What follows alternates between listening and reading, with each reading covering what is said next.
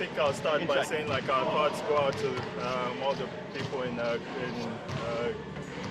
Quebec. It's very unfortunate that stuff like this is happening in Canada and all over the world.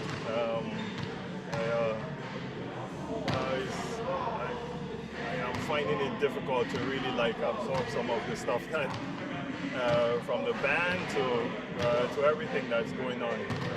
Being somebody that travels around the world and you meet a lot of people, especially youth that I deal with and work with around the world. I think it's just ridiculous, like what's going on out there. And we had plans to do a basketball camp in South Sudan. So in Sudan, I don't know when you go and do those things, or even in Basketball Without Borders, we have kids that come from all over the world, and what does that mean? Now we're lying to those kids when we say we're giving them hope, or we're teaching them, or we're going to help them grow, or give them opportunity. Does that? We're outright lying to them now. You know, so I don't. I just don't get it. This is mind-boggling. I'm a prime example of what opportunity is in this world, basically. Canada has given me opportunity. America gave me opportunity. America has given my kids opportunity. That's what this world is about. And for me to see, I see how many foreign kids we have on our basketball team. Loal Deng ate in my house when he came to play us here with him. He's from Sudan. What does all this mean? It's ridiculous, in my opinion. So you do, when you travel, you've been all over the Middle East, you've been to Turkey multiple times. You were there when just after or before one of the last terrorist incidents there. How do you kind of understand the need for governments to sort of balance border safety and things like that? I think there's need for that, but I think there's ways to deal with people. And yeah, I'm not a politician, but there are ways to deal with people. I think the proper way. I'm not scared of going anywhere. I grew up in Zaria in Nigeria. I have no fears of going anywhere. But I understand what the world is going through. I understand what the issues are and what the problems are. At least from a layman, I completely understand that. And we do need to pay attention to security, 100%. There's no doubt. But there are ways to deal with people,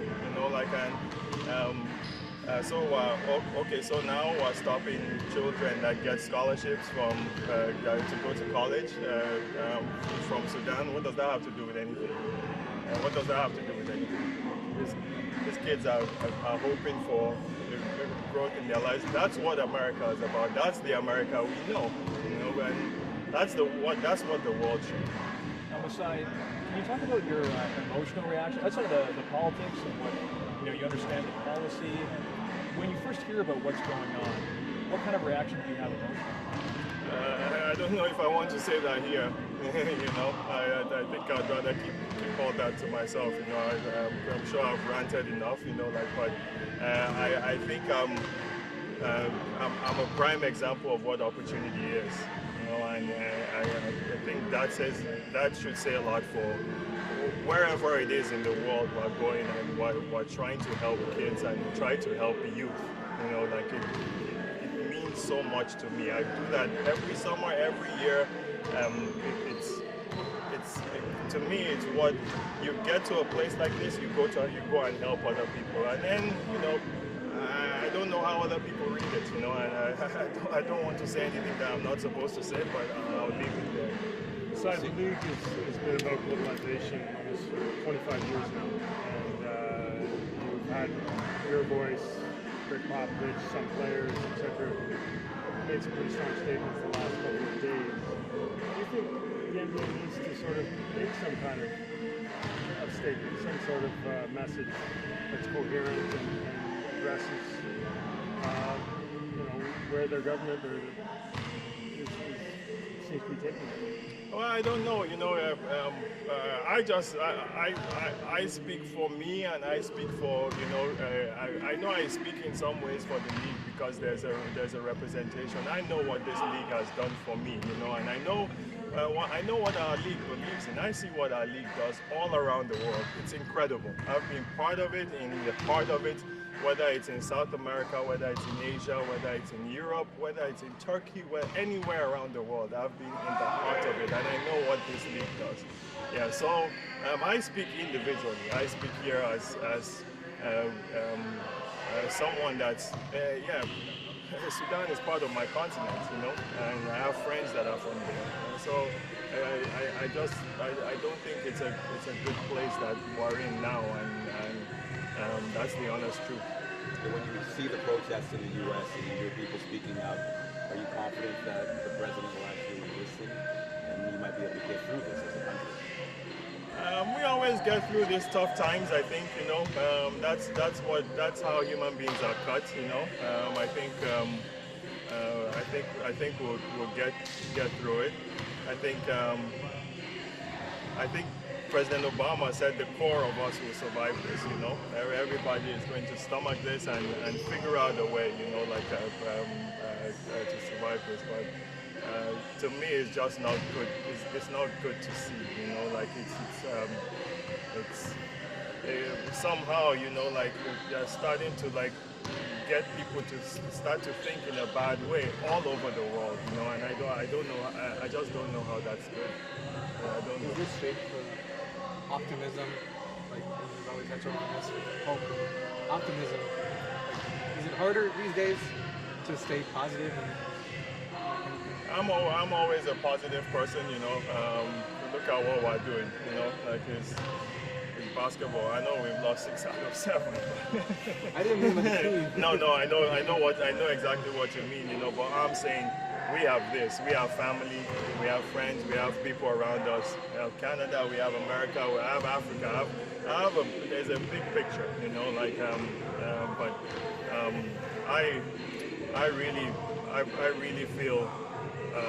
I wake up positive every day.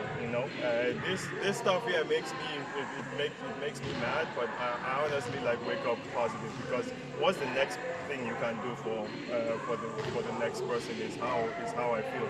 Look at this. We're lucky. Look at the people from Quebec City. Look at what happened here. Many things happen around the world anywhere. We all have to pay attention to that. I'm not undermining security or things that really go on, but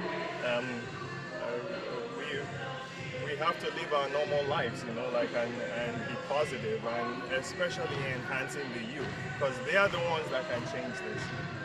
I don't know how I always say it when I speak with giants of Africa. I don't know and speak to youth. I don't know how many older people we can change their ways of thinking, but the youth, it's very, very important that we give them opportunity. And this I'm speaking about is how are we going to give them opportunity? How do I go and we continue to talk and help them grow, and then all of a sudden, we're giving them false hope because of bans like this. How far along are you planning? Were you for having a camp in Sudan this summer? Will this affect your planning? It doesn't affect anything that I'm doing, honestly. It will not affect one thing that I'm doing. I'll go wherever I want to go and do whatever I have to do. If it entails a basketball camp, where we want to go do it, it won't stop it. So plans are still on for Sudan? Pardon me? So plans are still on for... Well, we've chosen 8 countries, and we're going to cut it down to 6. I don't know. It's all based on logistics, and obviously I'm going to be working with Lual in some kind of way to do this. So we'll see how that shakes out.